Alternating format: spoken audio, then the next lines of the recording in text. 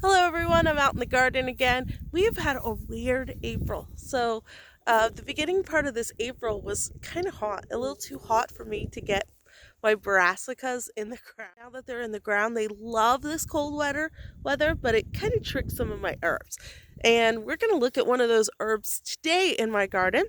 It is my Elecampane, and just to talk a little bit of what we use Elecampane for. So Elecampane is we use it a lot for its respiratory uses. It's good for bronchitis. It's good for allergies that really get that sinuses drip down into your lungs and stuff. But it's also there's a lot of research going on right now of its benefits for things like long COVID and cancer. It's a really good herb to have in the garden. Now, we've only lived here 3 years. You can't harvest Elecampane until like its second or third year. So mine is very new.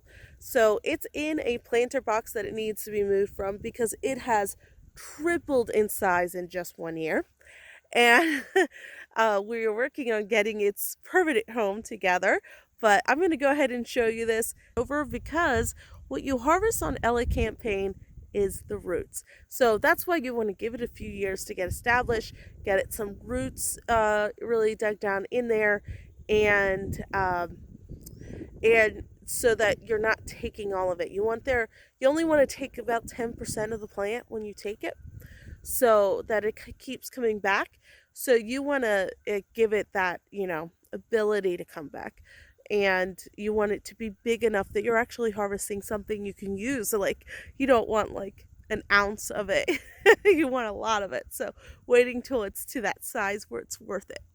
All right, so let me give you a look at my Elecampane. You'll see this big leafy guy in this box. Like, here's my bee balm. It's coming back with a vengeance. Here's my wood betony. I got lots of chives in here. I also have lots of miner's lettuce I need to get out of here. But this is my Elecampane. Now, Elecampane actually has a very beautiful yellow flower, and that's kind of when you know that it's mature enough to start taking roots. Mine has not flowered yet. It may flower this year, but like I said, it has no space in here. And you can see how much it's going that way. One plant is now several plants in here.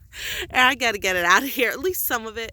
I might keep some of it here undisturbed just so that if my transplanting doesn't work well this fall, it doesn't kill it all.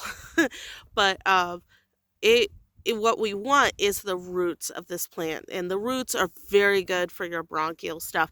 And I don't really think the roots taste bad. It's kind of nutty, like a burdock or something. So it's a good one to roast. And if you tend to deal with bronchial issues, especially during allergy season, roast it and put it in your coffee mix. So yeah, it's a really good herb to have in your garden.